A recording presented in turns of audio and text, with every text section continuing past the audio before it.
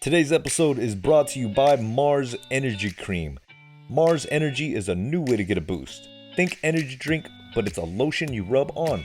It's caffeine infused and has taurine just like energy drinks do.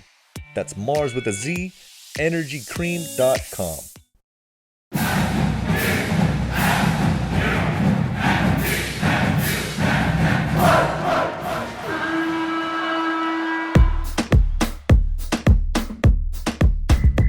All right, welcome back, everybody, all Aztec Nation, to another episode of the Sons of Montezuma podcast. It is that time of the week again. It's your host, Mateo. You can find me at Mateo San Diego, and of course, us at Sons of Monty on Twitter, Instagram, Facebook, and of course, YouTube. So make sure you hit that like and subscribe button. We are here with Coach C. Just win, baby. Good to see you again, man. I know I got a chance to catch up with you this weekend, and of course, after that Boise State loss, our third defeat in a row for the Aztecs. It's been a little bit of a down couple days, but no time to stay down too long because Air Force is up this Saturday, and it's a 5:00 game on CBS Sports. How are you doing, Coach? Yeah, I'm doing good. Rough weekend indeed. Being a Aztec fan, being a Raider fan, and not enjoying my thumping against two teams that you just are rivalries. Boise State Broncos. Are you kidding me? You always hate to lose to the Broncos of Boise State. And being a Raider fan, old school Raider fan, losing to the Steelers. Oh, that was just a rough one. And had to definitely drop to my knees and ask the Lord for some grace this weekend to get me through this dark valley and all. But he got me through, and looking forward to a new good weekend of football. Yeah, we're a couple games into the season now, and of course the NFL as well. But, there's plenty more to play for. Plenty more games to improve. With the Aztecs, you go down. Your record is now 2-3 and 0-1 in the conference because you lose to Boise State. And now there's no more divisions in the conference, so you don't have those division standings, to kind of help guide you towards a Mountain West championship game. It's everybody for themselves. So this one really hurt because Boise State is generally they're in the championship game because they're in the Mountain Division. Well, now it's pretty wide open, but they're still a top contender. Now we got Air Force up next, and Air Force is, last year they were very talented. They put a hurting on us last year at home. This year we hopefully get to return the favor there in Colorado Springs. There was a lot of lessons I think that we as fans are taking from this humbling experience, but we were very encouraged with the Aztecs offense. I think they put up some points, made some plays. Did you see something similar along those lines? What's your overall take from the tough 34-31 loss? Yeah, it was something that you saw the offense moving the ball. It was very encouraging. So your first take as when you're just watching the game, anything when you're not going 3 and out and you're starting to see completions. And then of course, the first thing I want to look at as a observing eye of a game is how do you perform on third down, and just seeing us move chains on third down on a few big ones. Early on, starting off really well, you could tell Maiden was just really ready to go. He was willing to do anything it took to move the chains, anything it took to get in the end zone. And, sometimes he forced things a little bit too much, but there was no hesitation at him at all. And I think the whole team followed suit from that. He was giving his receivers chances as much as he could. And when I go back to the film, when I started studying the game, there was even more reason for me to feel encouraged, because it's just the little details, which is the key. When you're in coaching and all that, why does certain plays work? Why do they not work? Usually it's a pretty consistent thing. 1, 2 guys cannot be making mistakes, and every inch counts, every technique counts, and everybody has to be so fundamentally sound. Not only that, you have to be so unified. It's just like a great song. Everything's got to be in rhythm, from the quarterback play to our big boys up front blocking, to our wide receivers being married to the footwork of the quarterback and his reads. And when that thing starts going and your spacing's there, it really makes it fun to watch, because every fan can tell this is good looking football because you see execution. But a lot of fans used to always talk to me, a lot of dads are coming, I know what it's supposed to look like. I just don't know how to make it look like that. but good fans know, man, they're really executing at a high level. And we saw that on Friday night. There were some moments where you're like, oh, there you go. That looked good. That looked real clean. And then sometimes we reverted back to just those small mistakes that unfortunately in the end cost us this last game. I think that's very well stated, and I think the large majority of the fan base walked away from that game, kind of course, frustrated and kicking rocks, but you knew that they should have won that game as well as they executed in most of the offensive sets, but just those errors, those turnovers, and letting up the big play on the defenses. That was the most shocking thing for us, as me and the guys pointed out. I mean, the run defense just really faltered, but despite all of that, the offense still had them in the position to try and win that game, but obviously, those things are tough to overcome for any offense. So we opened up some, questions towards the listeners on Twitter or X, whatever it's called these days, and some of the fans, some of the watchers chimed in, and we're having a little fun with it. But somebody said, "How would Coach?" Talking about you, Coach C. How would Coach handle the poor tackling issues that we saw and that we've been seeing lately in this season? Yeah, it's a great question. It's always a concern when you have nights that we witnessed on Friday. And the nice thing about this situation, San Diego State, this is a team that has established its identity on the defensive side of the ball now for almost a decade. And that was a rarity for us to witness. That's something that we are just not used to seeing. And sometimes you're going to have some nights like that. The kid you're facing, in this case, Genty, who had an amazing night, he looked like he was wearing Vaseline on his uniform. We're just slipping through tackles. He looked strong. He just was on his A game, no doubt. But at the same time, what I did notice about us looking at the film, we were not getting into our fits. We had two guys going into the same gap a lot of times. There was a lot of undisciplined eyes and bad angles. And boy, you couple that with the running back that has running with a sense of urgency, like Genty was, all of a sudden it just started snowballing like crazy on us that we just couldn't tackle this guy. A lot of reaching, a lot of arm reaching.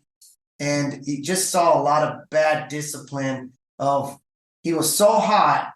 It was almost like watching a little baseball game of, T-ballers.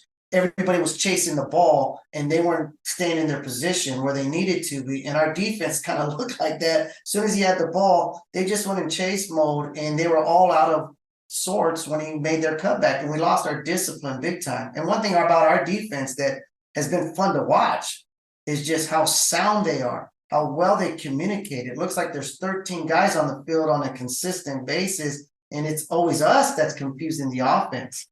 And Boise State didn't do anything special. They just got a hat on a hat, gave the rock to Genty, and he got hot. And not right away. We were playing really well. But all of a sudden, one missed tackle, two missed tackles. And it was really out of character because we always have hung our hat on playing great defense. So is it concerning? Absolutely, it's concerning, especially since who we got coming up next. Because if you take bad angles against Air Force, you talk about having to be disciplined against a team that's going to run the wishbone on you, and they're going to run that fullback dive. They're going to run that pitch sweep, and some, inside counters and traps just to keep you honest. You cannot have undisciplined eyes. And I think what we saw Friday, it wasn't lack of effort. It was just lack of bad fundamentals. We were standing tall. We weren't getting down in a good set. And so as a coach, you got to go over the film with your players, and you got to spend the first 2 days of practice of just extra sessions of getting back to who we are. The reason why we have been a great tackling team, because we always have a strong base. We're always lower than the ball carrier. And everybody that's coming to help on a tackle, they all have their own angle to make that play. So if one guy misses it and shifts and makes a move on a guy to the left, we got a guy there. Makes a move to the right, we got a guy there. And if he tries to run over a guy, he's going to take 3 of our guys, if not more. We got to get back to team defense. And I think we saw a lot of an individual type defense. And that happens. You get a little desperate. You want to make a big play. And Genty got us. Tip your hat off to the kid. Had a great night. And those darn Broncos, I think they got away with one. I think we should have got them. but it was just a rough night. But concerned because of what we got coming up. But I really believe in these coaches are going to get it fixed. Credit to that question from Aztecs for Life on Twitter. And of course, I think that kind of answers the questions that Cool Economics at Cool Economics had. He was kind of asking about the ailing defense and were they pre-snap reads, reaction from the back seven? Why was the D line unable to maintain their gaps? I think that kind of addressed some of those things. Micah at Corbatararo, hope I'm saying that right. So how do we get more pressure up front on D, and how do we get more push on runs from the O line? Yeah, this week it's a different ball game. It's not going to be a drop back system. We hope that we can turn Air Force into a drop back system. So this week isn't going to be DC designing pressures this week. This week it's all going to be about discipline and getting into your fits. Our safeties are going to be a big part of the run scheme this week. And look for us to have two safeties playing the hashes. Look for our front four to kind of be taking up every gap. Everybody's going to be responsible, not only for a gap, but they're going to have player responsibility that someone's got to take care of that fullback dive. If you don't stop that fullback dive in the wishbone package, good night. The rest of the night, they'll bleed you slowly. And they'll just end up taking care of business with long, sustained drives. So the defense, the last thing you really want to do is get overly aggressive. What you want to do in this particular week is you're thinking about pressures. You really want to just think about doing your job and defeating the man in front of you. There's going to be a lot of double teams to our inside interior defenders and those D tackles, and they can't be getting blown back. They're going to have to hold their gap to allow their linebackers to flow. And that quarterback, he's going to be reading that 3 technique now. Those D linemen, if they jump on that fullback dive, he's going to pull that ball back in, and they're going to attack that edge, that defensive end. And that defensive end has got to know his responsibility. He's got to stay disciplined in his responsibility, that if his job is to get that quarterback, he keeps his eyes on that quarterback and makes that quarterback make that pitch as soon as possible. So it makes the rest of the defense see the pitch early so they know where they can go and get a good pursuit on the ball. The longer he has to wait, there's going to be more hesitation taking place, and we definitely don't want that. Can't get blown off the ball in this one. So it's actually going to be the other way around. We're not looking to get pressure on the quarterback this time. Let's stop that fullback dive, and they'll trap you. Man, Air Force it's a beautiful thing to watch when you really study the game of football, and if Nebraska, if you're listening, you need to get back to this. Because that's how you got your rings back in the 90s with all that. And you're trying to be like everybody else. Air Force, God bless them. They don't even try to pretend. And like you said earlier, they got some players this year that really, if you make one mistake against them, they're going to hurt you. So hopefully our safeties this week are really well disciplined. They become great run supporters. San Jose State played them earlier this year, and that's what hurt them more than anything. The safety play from San Jose State was undisciplined. In fact, there was even one play, they had 10 guys on the field, and there was no safety. And Air Force attacked that area right away. It was a big play. And we cannot have that. We have to be on the same page, knowing our gaps, staying in your fits, and put them in a lot of third and long situations. And if the guy drops back, which is not their forte, and he's beating you with the pass, so be it. But make him beat 7 dropping instead of us just trying to bring, 18 guys at the quarterback and all that. That's he beat you with you dropping 7, and you just tip your hat off to the kid. Okay, this next question coming in from at Koji Vu. We all know Koji. He asked Coach, why is Ryan Lindley the best OC of all time? Now, I don't know. I don't know if we can make that definitive statement just yet, but I know we wanted to get in some film about the offense. Coach C, take it away. Well, looking at this Boise State game, tell you what fires you up as a former offensive coordinator myself, and I like to consider myself a little bit of a historian of the game. Just love the game. I'm watching this game, and Coach Lindley was firing him up because this guy, he's going back into his playbook and other playbook. Here you see a formation here with 2 backs in the backfield, and then They're going to dot the I, if you will, with the tailback. It's like a delta formation. And I'm seeing this, and he did this a couple of weeks ago. And I'm going to look at him go back to this. And what you see when you see stuff like this is he's going back into the football annals of the great teams. Here, I'm going to show you another clip real quick.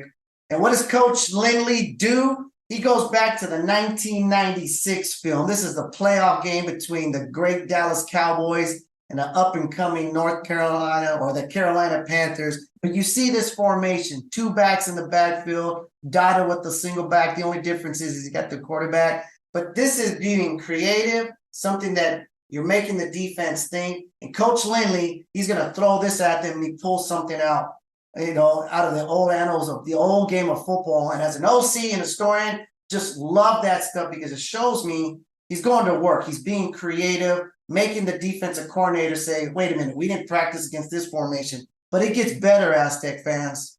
But look at this. Coach Lindley goes to the T formation. I tell you what, looking at this, historians of football would fall in love with this, and it will make guys like Coach George Halas so proud. I can see Coach Halas looking down and just saying, now that's what I'm talking about. This is real football. And this is great stuff by Coach Lindley. Because in 1940, this is the NFL championship game. And I know the picture's bad, but there's three running backs. The quarterback is underneath there. And Coach Halas, if he was alive today, he would say it was in this game we beat the Washington Redskins 73-0 in the 1940 NFL championship. It's a great story behind that. We don't have time to specify why it was 73-0. It's a fantastic story. But why did the Bears win the championship that year? According to Coach Halas, he would be saying it was because of the T formation. So here's Coach Halas calling. He's the head coach, offensive coordinator, Sid Luckman and the mighty Bears of Chicago, Bears of Midway, or I forget how they said the, Monsters of the Midway, I believe it was. There you go. There you go. And he's going to go ahead and run a sweep left to this. And there they go. He's running that sweep left. He's got his lead blockers. We can't really see it, but he's got a pulling guard, hat on a hat, get upfield, and get your 5 or 6 yards. Fast forward to what Coach Lindley does, and he's going to go ahead and go back into the annals of football. And I fell in love with this play as soon as I seen it. And I tell you what, if Coach Halas was alive, he's going to be coaching up this middle fullback because everybody does their job. You're going to see a pulling guard. You're going to see these two gentlemen leading. And you're going to have 3 guys leading to the edge as we give it to our tailback here. So we're going to get a tight end. He needs to seal this block right here. If he can seal this, then our pulling guard and our 2 linebackers, our 2 backfield backs, along with our third back, they're in this T formation. They want to take on a hat. So you're going to see these 2 defenders are going to be covered by the first 2. Here's our middle fullback. He's got to look inside for color. He decides to go to the same guy that our pulling guard is going on, and it takes a monster effort, a great effort by our running back to get in the end zone, but it was not as clean as possible. Coach Halas was on the sideline. You better believe he's going to high-five his boys, but gives a coach like me appreciation for what Coach Lindley's trying to bring to the package, that he's not staying still. He's bringing creativity. He's bringing the history of the game back. He's respecting the game. And you can see that this stuff still works. It still works to this day. It's just a matter of execution. I'm really so proud of our Aztecs scoring on this play. Was it perfect? By no means. Easy to clean up? Absolutely. Is Coach Lindley the greatest offensive coordinator, in the country right now? I don't know about that, but he's definitely our favorite offensive coordinator in the country right now. And when he does things like this, it fires me up, because it just gives us a chance to see that it's going to keep defenses off balance. It keeps the kids fresh because it's something new. And even fans up in the stands, what formation is this? What's going to happen? And even they can't tell. And so expect some play action out of that. Expect some different things out of that. And again, if you watch the old film of 1940, they ran a lot of different plays just out of that formation. And it's always cool to see things go back in time and see it used today. Pretty cool stuff by Coach Lindley indeed. Okay, so what else are we looking at here that was positive from the other night against Boise? Yeah, this is something that I was really glad to see. and that is our spacing is really done well in this route concept that we're going to see. We're going to see an out route on a 3rd and 3 situation, and more importantly, it's a 3rd down conversion, which was nice because we've been struggling for the last 2 years on 3rd down, and to see us convert big on 3rd down is always nice, but just moving the chains is always good enough because you really want to get that rhythm going for the defense. For the offense. It always benefits the defense as well, giving them the rest. But I like what I saw as far as spacing is concerned. So we're going to let this video play here. And what I mean by spacing, this is a flood concept. We have a quick out here. Our number 2 receiver is going to run a corner route right here. And then we have what we call here is a drag route by the Y or the tight end. This is the F back right here. He's running what we call a basic. It's a 10-yard square in. And usually square ins always follow a drag route of some sort. It's important that these receivers understand spacing. Right now, it's good spacing because there's not a single defender that can cover 2 receivers because they're so close to one another.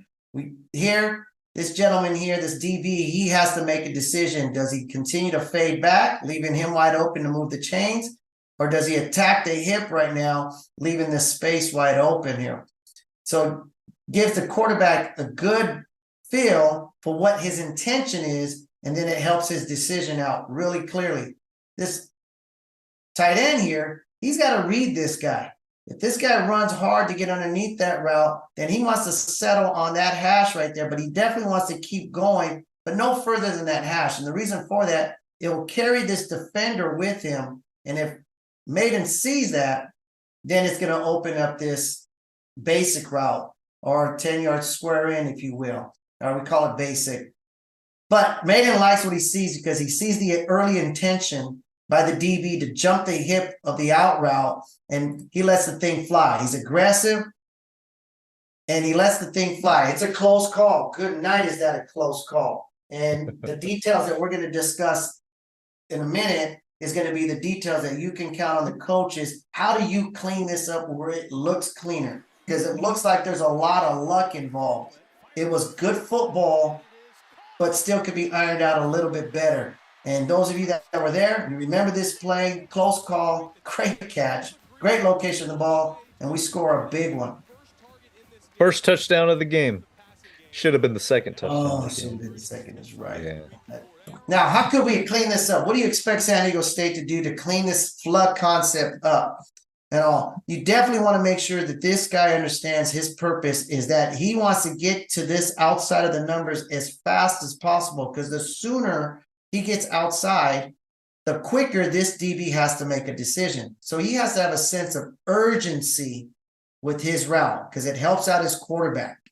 Second, this wide out here, when he sees that there's a safety playing inside the hash, his job is to get square with him and give him a little bit of a nod, some kind of indication he wants to run that post on him, just to get his hips to turn a foot or two or lean, if you will, more towards the center of the field. And then you want to snap to that corner. You don't want to make it where you're just not giving no indication, you're going straight to it. Simply because of the hips and the way they're set up, his hips, the safety hips I'm speaking of, were already set to the outside going towards the sideline. It is the receiver's job to make him flip those hips or square those hips and then cut to that corner, because it provides just that extra spacing that is important for a quarterback. Because if Maiden's just a split second later on that throw, or he indicates what his intentions were with his route a little bit sooner, this kid's going to jump that, and instead of it now being the fight song that's playing for us, it's the Boise State fight song that's playing in the stands based on that. So those little things, the wideout coach is going to look at the slot receiver and say, listen, nice job, nice catch. Here's a little fist bump. Now let's get this thing ironed out better. You got to run a little bit more of an influence, get these hips turned the other way so we can open that up. It also ends up giving you a chance where you can now set it up and watch for this against Air Force, that we can double move that guy, give that hip, and instead of running that corner, boom, blow by him and run a go route and go right by him. because Air Force is going to look at this and okay, these are their favorites on that. So look for San Diego State to clean up that detail on that particular play. Good job there, San Diego State. Good call, great touchdown, strike up the band for sure. Very cool. That's good. Real quick on that play, I want to give a big shout out to the O-line. They did a great job picking up what we have is 2 TE stunts on both sides. You got a DN drop in, and they're bringing middle pressure from the mic. It's called a mic dog, and they're bringing pressure. And the big boys up front really did a great job of just picking it up with ease. Kudos to those guys. You got a little game here. They pick it up nicely. They give Maiden a nice pocket, gives them a chance to make a big play. And when your big boys up front are doing a great job, doing their job, it's things like this that give our wideouts a chance to make big plays for their Aztecs. So big ups for the big boys up front, for sure. Okay, it was a lot of points we put up on the scoreboard, but it wasn't all good though. Unfortunately, there were some turnovers, some miscues. So we got to address it. It happened. What do you take from this play, Coach? Yeah, this play just real unfortunate. We had a missed field goal, and we had 2 really big turnovers. That those things don't happen, then this whole narrative what we're going over and talking tonight is about a victory and how well they executed. But you can't make mistakes. Can't make mistakes against good teams. Can't make mistakes against any team for that matter. And there's just little details that have to be cleaned up, that will be cleaned up, no doubt. This is a zone read by our quarterback here. And what he's looking at, Aztec Nation, is that he's looking at here what the box looks like. You got your 4 down linemen here. We have our tight end in the box. So we have 5 run blockers. And, of course, we have our back to the right. And Maiden is going to run a zone read concept where he has the option to give it. And if he likes the box, again, 6 blockers, the 5 linemen with the tight end. And here's your 4. And then it's a potential of 6 right here with the potential of being a 7th guy who's trying to play that midway point where he's in between the slot receiver and here. So he's not in the run box, but that doesn't mean he won't be when the ball is snapped. So it is Maiden's job to read his intention here. It is the lineman along with the tight end's job to block this box right here. This guy does not, we don't worry about blocking him. We worry about reading him. So it's up to the quarterback to make sure that he is reading that correctly. If when the ball is snapped and he's got the ball in the gut of the running back as they're pressing the gap, if he sees that this the Sam linebacker, his intention is to commit to the run, then he wants to pull that ball out and go ahead and hit his slot receiver. Thus, it's a zone read. It's a RPO, a run pass option. Now, it is the job, details here, fans. It is the job of this slot receiver to make sure he does not make his job easy. He wants to make sure that he attacks outside this hash and settle outside this hash where he makes the angle a lot wider than what he needs to. If he just goes vertical, this guy can sit and play both run and pass. Once he sees a committed run, he can attack. If he sees that he's pulled it out so he can get ready to throw, he's in a great position to cover. So this receiver needs to make sure that he stretches the area of this defender. So that's something that needs to be fixed detail-wise. When we run the tape, there's a commitment, a semi-commitment here. Maiden's eyes are on this kid here. We don't want this vertical. We want him to attack outside to sit in this area right here. Get by himself a yard. It's also important that the lower receiver attacks the outside shoulder here as well to stretch this defender out so that you are horizontally stretching the defense. There's plays that vertically stretch, and there are plays that horizontally stretch a defense. Details do matter. So for the wideout coach, he has to stress these tiny little details because it what makes the difference in every play being executed where it's always going your way and not where it's going where we just like, whoop, that was a close one. You can't make it a close one. I don't mind Maiden's read here where he decides to keep it. But like I said, this receiver needs to be here, not inside the hash, and then he needs to throw that thing. That's an easy completion for this kid because this kid is in no man's land. Now, you can argue he should have handed it off because we definitely got 6 for 6. Absolutely. And there'll be nothing wrong with that. But the fact is he read what he read. But then he decides to change his mind. And now he's going to run into nothing but a bunch of bodies coming at him. And he ends up taking a hit for no reason, where it's only going to be a 2-yard gain. And unfortunately, a bad play or a bad read, if you will, turns into a disaster, if you will, and it ends up being a fumble. And if you can see the score, this is a close game at this point. It's a 20-17 score. We already had a missed field goal at this point. We already had a fumble at the 1-yard line, and I'm sure you've already covered that. So there's already that. We have no more room for mistakes late in the third quarter. And even worse than that, it's deep in our own territory. So now we gave them a short field. And so even if they went 3 and out, it's another 3 points for them. And so little things like that, we can't afford to make those kind of mistakes. Luckily, we got some good players. We got some good coaches. I expect them to get that thing fixed. But on film, it's like, all right, how do we make this where we don't put ourselves in that situation again, where we're just kind of unsure? And it's all about spacing. And the more spacing we have, the easier it is for a quarterback to make a clean decision. And it also leaves room for error where the ball doesn't have to be perfect, but still has a high chance of being completed.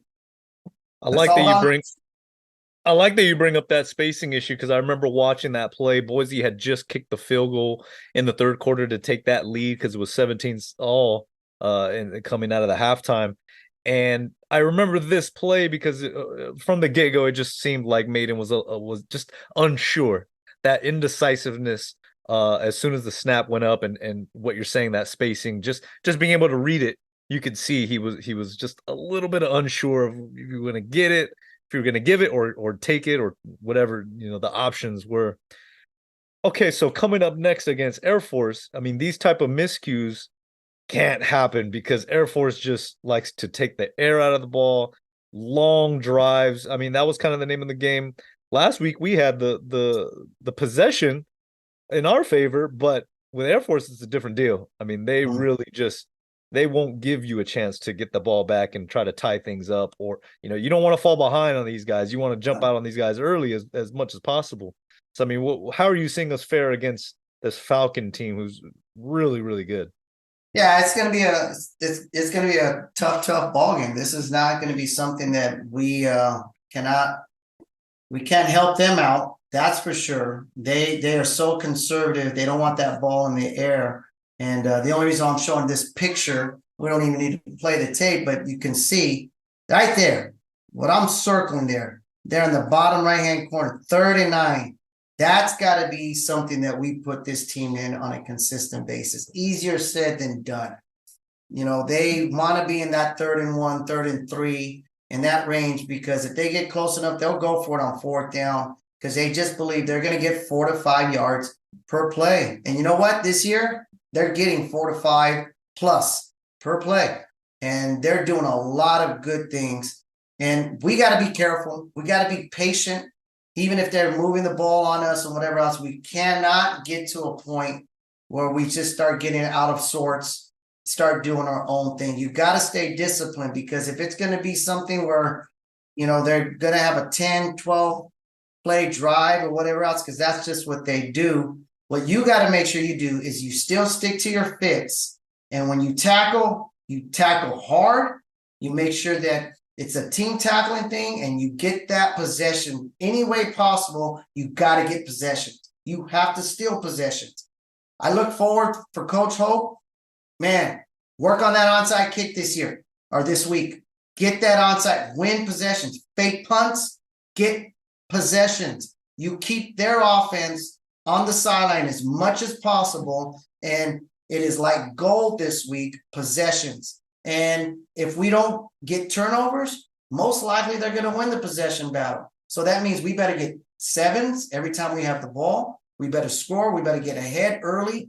But if we do not, you want to still be aggressive in the remarks, or as far as the possessions is concerned. How do I win and steal a possession? And sometimes when they're expecting a kickoff, give them that onside kick. You work it, you work it, you work it. I had one game, it was a championship game. We faced a team, not that they ran Air Force's scheme, but they had a big running back that nobody could tackle. And boy, they loved to milk their clock. And he was a big boy. He was a Jerome Bettis type guy. And we nowhere met the size level of their O-line and this guy. And it was so important for me that we win that coin toss. And if we didn't win that coin toss, we were going to open up the game with an onside kick. So what did I do every day to begin practice is we worked the details of that onside kick because we were going to steal a possession. Fortunately for us, we win the coin toss, have a big return, score a touchdown to go up 7-0, and now it's our turn to kick off. And the kids all looked at me, are we still doing the onside kick? You better believe we're doing the onside kick. We got the onside kick. The kids, they executed it to perfection. I was a proud coach. And what did we do with that possession? We turned it into another touchdown. And before you know it, before they even had a chance to get their offense on the field, we're up 14-0. And for a team that likes to milk the clock and just, use up the clock, now they have a sense of urgency. They're behind. And now a 3rd and 5 is maybe we should pass it because we got to score. And if you get them, on a 3 and out or where they don't score, now that third time that your offense is on the field, now they have a sense of urgency and you want to make sure that you turn that into points. So hopefully there in Colorado Springs, we can get a fast start, get them out of sorts, get them out of character. And if they want to run that clock and take 8 minutes off the clock, but if we're up by 2 scores, have at it. But we're going to have to keep scoring. And if we don't score, we got to find a way to steal a possession. So that special teams coach got to earn his money this week. I thought they did a great job last week in having 2 huge returns to start off the Boise State game. Yeah, and it was great. And it's like, there you go, special teams. But then they had their negatives as well, where they had a kick out of bounds, right? They had a missed field goal. And so, boy, I'll give gray hairs to a special teams coach real quick. He's high-fiving, whoo, and then that happens. We can't do that. All 3 groups of the Aztec football team this week, they got to be on their A game. We got to be aggressive in that aspect going against Air Force. They should be ranked. I know they got a lot of votes from the coaches poll because the coaches know how good this team is. The newspaper article people, the journalists of the world, they didn't vote them as much, but they're English majors for crying out loud. They don't know what they're looking at, but coaches do. And I tell you what, that Emmanuel Michel, that fullback, kid's the real deal. They got 2 good real fullbacks. They got a tailback. Ain't going to go down easy. You thought Genty was a load. These guys are going to be demanding attention and demanding that you do your fundamentals to a T. And I think it's going to be a great football game. I think it's going to bring the best out of San Diego State. That's why my hopes are.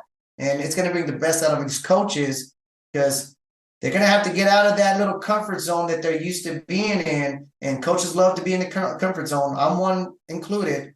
But sometimes you're like, you know what? I don't like going for it on 4th down inside my side of the 50. But this week, I got to do it. It's a game. You got to pull out all the stops because we got to put this 3-game losing streak to rest.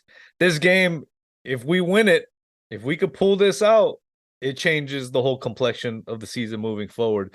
You lose this game, ooh, you're really digging yourself a hole that you may not be able to get yourself out of if you have championship aspirations. Air Force is going to be there in the running at the end of the year, so if we could get this one on these guys, that'll set us up for a good run the rest of the year and see how things shake up. Coach, appreciate your time, man. This was really good stuff, some encouraging stuff about the offense, some things to look out for on the defensive side, and of course, Air Force, they are going to be a tough challenge this Saturday, 5 p.m. on CBS Sports. For those of you watching, we are going to be down at AleSmith Brewery, the official brewer of San Diego State's State Ale. and they have a amazing facility down there. Their brewing and tasting room. It's huge. Coach, you got to make it down one of these days. They put on a watch party and they host it for us. It's a really great time. AM 760, J.R. Tolver and John Schaefer, who do the pregame, are going to be broadcasting live there from 3 to 5. And of course, Sons of Montezuma is going to be down there. Aztec Link is also a partnership, the NIL collective of San Diego State. So a lot of people are going to be out there watching the game this Saturday and rooting on the Aztecs, win or lose. And just hope to see everybody make it out, and hope we're celebrating an Aztecs win. On behalf of Coach C, it's Mateo San Diego saying, sonsofmontezuma.com. I'm an Aztec warrior. Grind. Yo. Just win, baby.